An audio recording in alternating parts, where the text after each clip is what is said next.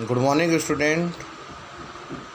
मैंने आपको पूर्व के पहले क्लास में मैंने आप लोगों को बताया था कि खातों का वर्गीकरण कैसे करें। दूसरी चीज़, विभिन्न शब्दावली के संबंधों में आधारभूत शब्द को बही खाता के संबंध में मैंने बताया था।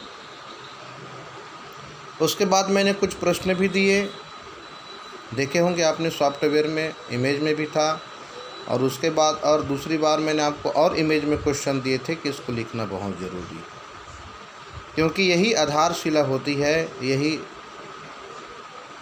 पूरा बेस होता है अकाउंट का। इस कारण से बिल्कुल इस पर अधिक से अधिक मेहनत करेंगे और अधिक से अधिक हम यहाँ पर श्रम करेंगे, क्योंकि तभी हमको पूरा विषय ही समझ आएगा, अन्यथा समझ में आने वाला नहीं है।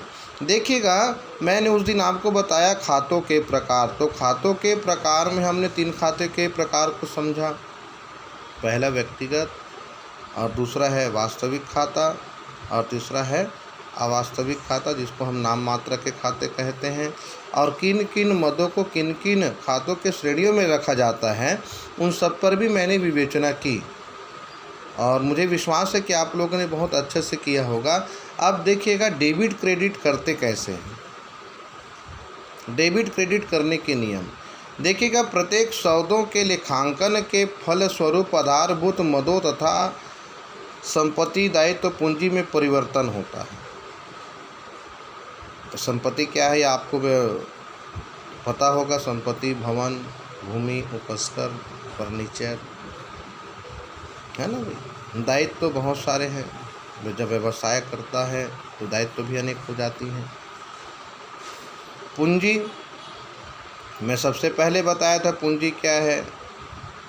पूंजी धन का वह भाग जो अधिक से अधिक लाभ कमाने के उद्देश्य से व्यवसाय में लगाई जाती है या व्यापार में लगाई जाती है। तो इस प्रकार से हम कह सकते हैं कि इनमें जब प्रत्येक सौदे के लेखांकन के फलस्वरूप आधारभूत मदों का जो संपत्ति दायित्व एवं पूंजी में परिवर्तन होता है, तो इन मदों में कमी या वृद्धि समझने के लिए 2 शब्दों का उपयोग करते हैं। एक होता है डेबिट, जिसको हिंदी में बोलते हैं विकलन, और दूसरा होता है क्रेडिट, जिसको बोलते हैं इंग्लिश में क्रेडिट और हिंदी में समाकलन। तो साधारण शब्दों में कहूँ तो कोई मद किसी राशि से डेबिट होती है तो इसका दूसरा पहलू उतनी ही राशि से क्रेडिट भी होगा। कोई मद किसी राशि से डेबिट होती है, फिर से सुनिए, तो उसका दूसरा पहलू उतने ही राशि से क्रेडिट भी होगा। जैसे एक उदाहरण, 1000 रुपये से व्यापार प्रारंभ किया गया। 1000 रुपये से व्यापार प्रारंभ किया गया, तो ऐसी दशा में हम क्या करते हैं, रोकड़ खाता डेबिट, किससे, पूंजी खाते से। तो रोकड़ खाते का जो डेबिट राशि है 1000 रुपये, तो उसका विकलन भी कितने से होगा, पूंजी खाते से 1000 रुपये। तो ये 2 पक्ष प्रभावित हुए, एक डेबिट पक्ष और दूसरा क्रेडिट पक्ष। इसमें राशि पे कहीं भी अंतर नहीं आती। इसलिए कहा जाता है कोई मद किसी राशि से डेबिट होता है तो उसका दूसरा पहलू भी किससे होगा, उतनी ही राशि से क्रेडिट पक्ष भी प्रभावित होगा। देखिएगा, हम जितने भी हम बही खाता पढ़ते हैं या अकाउंट पढ़ते हैं, वो कौन सी प्रणाली है, तो इस पर भी मैं चर्चा कर देता हूँ। यह दोहरा लेखा प्रणाली है, और दोहरा लेखा प्रणाली के अंतर्गत 2 पक्षों पर प्रभाव पड़ता है, एक तो देने वाला और दूसरा पाने वाला। तो ऐसी स्थिति में प्रत्येक पक्ष को प्रभावित होता है, यानी दोनों पक्ष प्रभावित होते हैं। डेबिट यानी कोई विकलित होगा कोई मद, या कोई मद क्या होगा, समाकलित होगा। तो याद रखिएगा, राशि में कोई परिवर्तन नहीं होता जब डेबिट और क्रेडिट करते हैं, क्योंकि कोई भी मद किसी राशि से अगर डेबिट होती है तो इसका दूसरा पहलू उतने ही राशि से क्रेडिट भी होगा। अच्छा, डेबिट का आशय अगर आशय या डेबिट का अर्थ पढ़ें हम, मीनिंग ऑफ डेबिट, डेबिट क्या होती है? तो डेबिट शब्द अंग्रेजी भाषा के डेटर संबंध रखता है। इसे हिंदी भाषा में देनदार कहते, डेब्टर यानी, ठीक है। इसका अर्थ ऋणी होता है और व्यवसाय में अनेक प्रकार के व्यय होते हैं जिन्हें चुकाने का दायित्व व्यवसाय के स्वामी का होता है। अर्थात व्यवसाय का स्वामी इन व्ययों के लिए ऋणी होता है।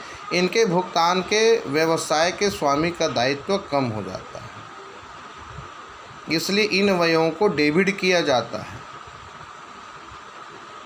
ठीक है। क्रेडिट क्या होगी? तो क्रेडिट का आशय मैं बताऊं, मीनिंग ऑफ क्रेडिट। तो क्रेडिट शब्द का संबंध अंग्रेजी भाषा के शब्द क्रेडिटर यानी लेनदार से होता है। लेनदार उन व्यक्ति तथा पक्षों को कहा जाता है जो भुगतान पाने के हकदार होते हैं। व्यवसाय का स्वामी भी व्यवसाय के लिए एक लेनदार होता है जो व्यवसाय में लगाई गई पूंजी तथा आय को प्राप्त करने का अधिकार रखता है। व्यवसाय में जो भी आय होती है उनके लिए व्यवसाय का स्वामी लेनदार होता है। इनकी प्राप्ति से व्यवसाय के स्वामी का अधिकार बढ़ जाता है और व्यवसाय का दायित्व बढ़ जाता है, ठीक है। इसलिए आय से व्यवसाय की पूंजी में वृद्धि होती है, इसलिए आय को क्रेडिट किया जाता है। तो क्रेडिट को संक्षिप्त में CR भी लिख लेते हैं। तो डेबिट और क्रेडिट, इन पर हम बहुत ही गहन चर्चा करेंगे और जो मैंने आपको बात बताई उसको अभी आप ध्यान में रखेंगे। मैं आपको नोटेशन तैयार करके पूरा डेबिट और क्रेडिट करने का नियम मैं बताऊंगा कि कौन सा पक्ष डेबिट होगा, कौन से खाते क्रेडिट होंगे। तो इन पर हम अधिक से अधिक मेहनत करेंगे।